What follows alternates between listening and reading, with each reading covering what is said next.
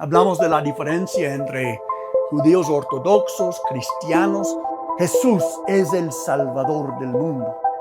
Nadie puede llegar a Yahweh sin pasar por Jesús. Yo no puedo soportar nada que da la vuelta a Jesús. El Espíritu Santo vino a glorificar a Jesús.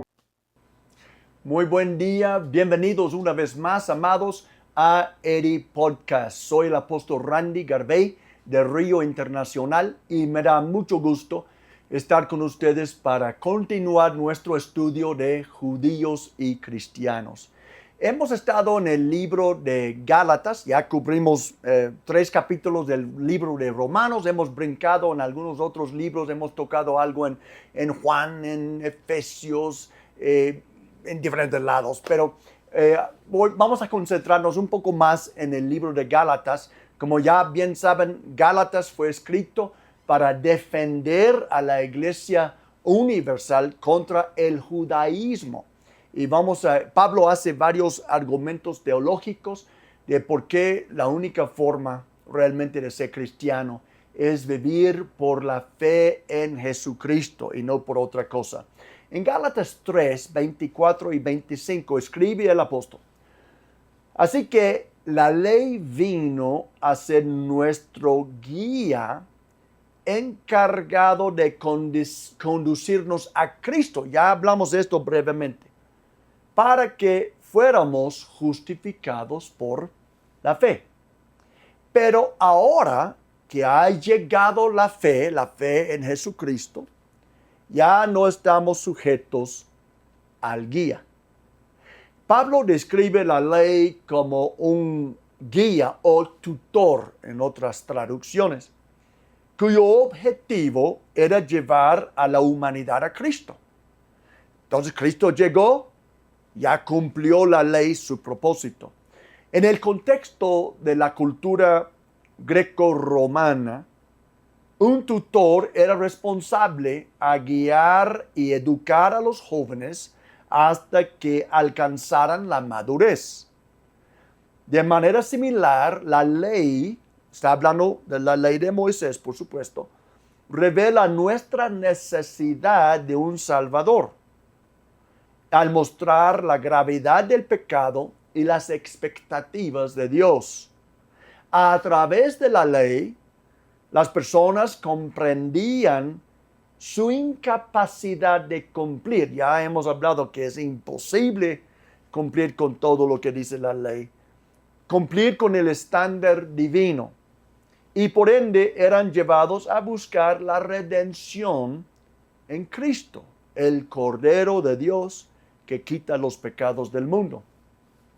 El versículo menciona que la justificación, el acto de ser declarados justos, recuerden, eso es lo que significa la justificación, ser declarados justos ante Dios, se recibe por la fe y no por el cumplimiento de la ley. Este es un principio fundamental en el cristianismo y una revolución en la comprensión de justicia delante de Dios, porque los judíos creían que pues hay que cumplir con la ley. La fe en Cristo sustituye la necesidad de seguir estrictamente los mandamientos de la ley como medio para generar la aceptación divina. Ya sustituye, ya no necesitas, no podemos vivir por la ley y también por la fe. Porque la fe viene para sustituir la ley, no para andar juntos. Los judaizantes que llegaron a Gálatas querían llevar los dos. Sí, fe en Jesucristo, también la ley de Moisés. Y no pueden convivir estos dos conceptos. Pablo declara que ahora que ha llegado la fe, en el texto que leímos, ahora que ha llegado la fe, ya no estamos sujetos al guía, que es la ley. Esto implica que al abrazar la fe en Jesucristo, Los creyentes han entrado en una nueva relación con Dios. Ya no necesitamos a la ley como nuestro maestro, lo que antes guiaba a la humanidad, ya que hemos sido liberados para vivir por la fe. Esta transición de la ley a la fe no significa que la ley no tenga valor. En cambio, se trata de un cambio en la forma en que nos relacionamos con Dios.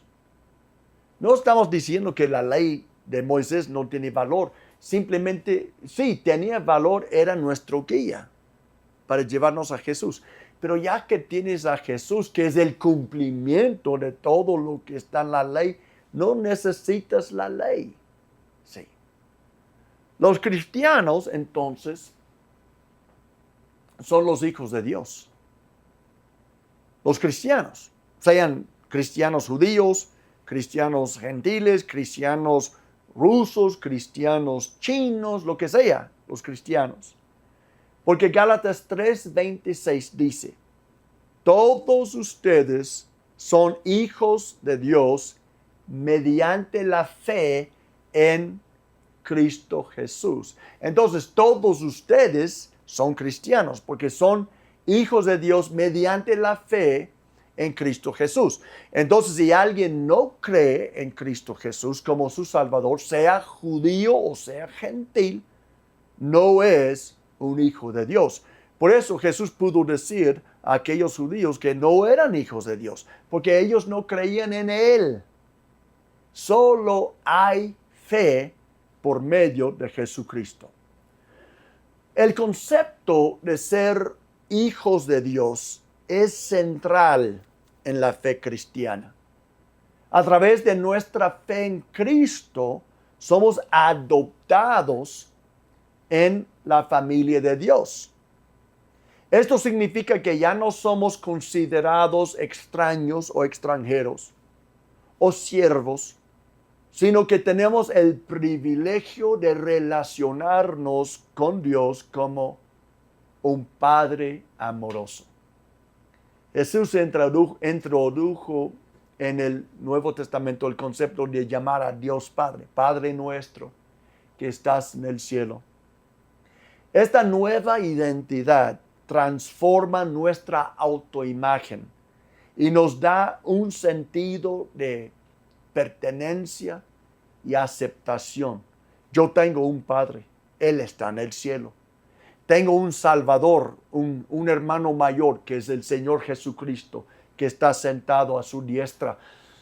Tengo el Espíritu del Dios vivo adentro de mí. Pertenezco a algo nuevo, el pueblo de Dios.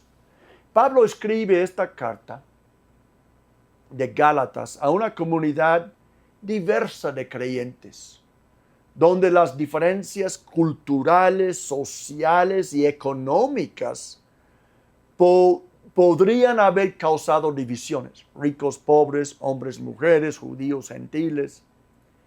Al afirmar que todos son hijos de Dios en la fe, o por la fe, mejor dicho, enfatiza que en Cristo no hay distinción entre judíos y gentiles, libres y esclavos, hombres y mujeres, ricos y pobres. Todos comparten la misma dignidad y honor ante los ojos de Dios, por lo que aboga por la unidad y la igualdad en la comunidad de los creyentes. Hay igualdad. En Cristo ya no hay judío ni griego, esclavo ni libre, hombre y mujer. Les he dicho en otros episodios que Cristo destruyó en su nuevo pueblo que formó racismo, sexismo, clasismo. Todos somos iguales en Él. Es esencial notar que nuestra relación de hijo con Dios se establece mediante la fe en Jesucristo, no mediante otra cosa, como el judaísmo. o otra religión.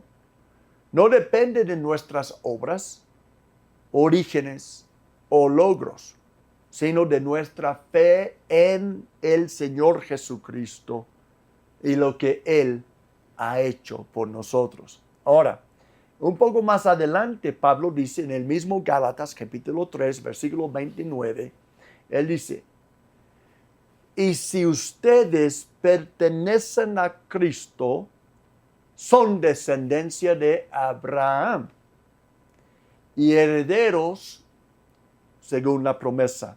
El versículo comienza con la afirmación, si ustedes pertenecen a Cristo.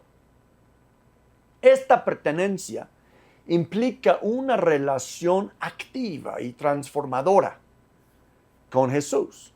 Es decir, que nacer de nuevo. ¿Sí? Ser transformado por la regeneración del Espíritu Santo por medio de Jesús. Al aceptar a Cristo, los creyentes son incorporados a su familia en su obra redentora. No solo se trata de una relación individual, como algunos quieren tener, sino que también implica ser parte de un cuerpo más grande, la comunidad de la fe. Ser descendiente de Abraham no es ser un descendiente aislado, porque el pueblo, los descendientes de Abraham conviven, hacen asambleas, forman lo que se llama la iglesia. Ser la descendencia de Abraham tiene profundas implicaciones teológicas. En el contexto del Antiguo Testamento, Abraham fue el padre de la fe y Dios lo hizo promesas significativas, incluyendo la promesa de que en él serían bendecidas todas las naciones, como hemos visto. Pablo dice que todos los que tienen fe en Cristo son herederos de estas promesas. Esto significa que las bendiciones prometidas a Abraham, como la relación con Dios, la salvación, se extiendan a todos los creyentes, sin distinción a raza o estatus social. La noción de ser herederos según la promesa significa que los cristianos no solo reciben bendiciones temporales. Yo creo que Salmo 103 dice que Dios perdona todos nuestros pecados, sana todas nuestras dolencias, rescata nuestras vidas del sepulcro, nos cubre de amor y misericordia y llena de bien nuestras bocas y nos rejuvenece como a las águilas. Son bendiciones temporales aquí en la tierra, sino que están destinados a heredar la vida eterna y las riquezas espirituales en Cristo. Hay una vida después de esta vida, una herencia que nos espera en la presencia de Dios, en el cielo, en la nueva tierra, el nuevo cielo, etc. Esto refuerza la idea de que la salvación no se basa en las obras o la adherencia a la ley, sino en la fe en Jesucristo, quien cumple todas las promesas de Dios. Amén. Ahora, tenemos tiempo para unos pocos más. El antiguo pacto, la ley de Moisés, es representado por Agar. Y los hijos nacen para ser esclavos y viven en la esclavitud. Los que viven bajo la ley, judíos ortodoxos, son esclavos, no son libres. Y no lo digo con orgullo, más con pena. No son libres. Aunque creen que ellos son la niña del ojo de Dios, no son libres, son esclavos. Y la Biblia lo dice claramente. Gálatas 4:24. Pueden ver que vamos progresando en el libro de Gálatas, extrayendo, minando estas verdades. Gálatas 4:24 dice, Pablo hablando de un relato, un ejemplo que él hace con Agar y con Sara. Dice, este relato puede interpretarse en sentido figurado. Estas mujeres representan dos pactos. Uno, que es Agar, procede del monte Sinaí y tiene hijos que nacen para ser esclavos. Gálatas 4:24 es un pasaje que representa una interpretación alegórica del relato de Agar y Sara en el Antiguo Testamento. Todo esto está en el libro de Génesis, reflejando la compleja relación entre la ley y la gracia. Pablo utiliza esta alegoría para contrastar dos pactos. Y a través de esta imagen explica las complicaciones teológicas, o las implicaciones, mejor dicho, teológicas de vivir bajo la ley frente a vivir bajo la gracia que se encuentra en Cristo. En este versículo, Pablo menciona que Agar, recuerden que Agar era la esclava de Sara, que ella le entregó a Abraham para que fuera su concubina, porque Sara no pudo tener hijos. Abraham la recibe y de la unión de Abraham y Agar nace Ismael. Bien. Sara, años después, sí tiene un hijo que es Isaac. En este versículo, Pablo menciona que Agar representa un pacto que proviene del monte Sinaí, que es el lugar donde Moisés recibió la ley. Este pacto está relacionado con las reglas y regulaciones del antiguo sistema religioso. Representa un enfoque basado en las obras y la justicia propia, lo cual, según Pablo, lleva a la esclavitud. Nadie lo puede cumplir, es un yugo demasiado pesado. Sí, es una esclavidad, no es libertad. Pablo señala que los hijos que nacen de este pacto, que es el antiguo pacto, la ley de Moisés, Sinaí, son esclavos. Esto implica que aquellos que intentan alcanzar la justicia a través de la ley están atrapados en un sistema que no puede ofrecer verdadera libertad o redención. En contraste, vivir bajo la gracia de Cristo sí implica la libertad, ya que no dependemos de nuestras obras para ser aprobados por Dios, sino de la fe de lo que Jesús ha hecho por nosotros.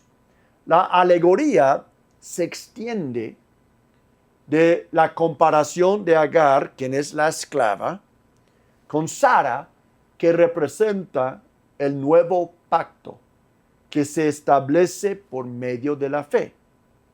A través de Sara, la madre de Isaac, se simboliza la promesa y la herencia de los que son considerados hijos de Dios. Los cristianos, los que vivimos por fe en Cristo, somos alegóricamente hijos de Sara. Y los que dependen de sus obras o de la ley son hijos de Agar, son esclavos. Nosotros somos libres. Pablo busca aclarar que aunque Agar, la madre de Ismael, es parte de la historia, la verdadera herencia espiritual y la libertad se encuentran en la fe, como lo ejemplifica Isaac. Sabemos que Sara concibió milagrosamente. Sara concibió porque Abraham creía en la promesa de Dios. Pero Ismael se concibió por la carne, por las obras, sin la intervención, sin la ayuda de Dios en el asunto. Y así son los dos diferentes sistemas. Ahora, los cristianos entonces, igual como Isaac, somos hijos por la promesa, nacidos por el Espíritu. Ahora, vamos a ver más de esta alegoría. Gálatas 4, 28 y 29, si me están siguiendo en su Biblia, vamos en orden. Él dice, ustedes hermanos, al igual que Isaac, son hijos por la promesa. Dios hizo una promesa a Abraham, que Sara iba a tener un hijo. Flaqueaban en su fe tanto Abraham como Sara, metieron la egipcia y hubo un hijo, pero no era el hijo de la promesa, era hijo de la esclava. Años después, Dios hizo un milagro en Sara y en Abraham y nació Isaac, ¿sí? Hijo de la promesa que Dios hizo. Una vez Dios corrigió a Abraham, cuando Abraham dice, ay, bendice Señor a Ismael, y Dios dice, tu descendencia vendrá por medio de Isaac o por medio de Sara. Entonces, él dice, al igual que Isaac, son hijos por la promesa. Y así como en aquel tiempo el hijo nacido por decisión humana persiguió al hijo nacido por el Espíritu, así también sucede ahora. Ahora, el ahora que Pablo está hablando era en su tiempo, en la iglesia primitiva. Ya hemos tocado este punto, pero en la iglesia primitiva, si tú lees el libro de Hechos, la bronca de la iglesia, los problemas de la iglesia, surgieron muchas veces de los judíos. Ellos eran quienes perseguían a la iglesia. Más adelante en la historia sabemos que el gobierno de Roma también comenzó a perseguir a la iglesia, pero al principio quienes perseguían a la iglesia eran los judíos, aquí representados como Ismael, como los hijos de Agar. Él hace referencia a una historia en Génesis que ya cuando había nacido Isaac, un día Ismael, hijo de la esclava, comenzó a perseguir a Isaac, hijo de la libre, hijo de la promesa. Y entonces él dice, pues lo mismo sucede hoy. Pablo afirma que los cristianos, primero, son hijos de la promesa, lo que implica que al igual que Isaac, su nacimiento espiritual es resultado de la promesa de Dios y no de los esfuerzos humanos. Ningún esfuerzo humano puede producir un milagro.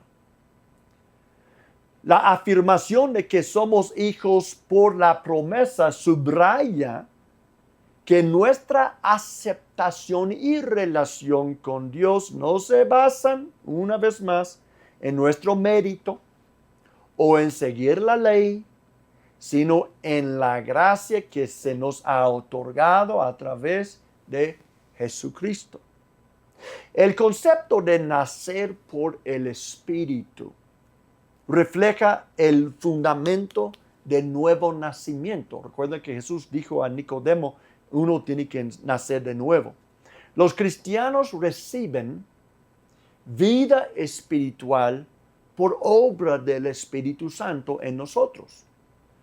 De la misma manera que Isaac fue un milagro de Dios. Era imposible que un hombre de casi 100 años, creo que Sara tenía como 90, ¿cómo? Y Sara y Abraham nunca habían tenido hijo, y de repente ella se queda embarazada por Abraham. Eso fue un milagro.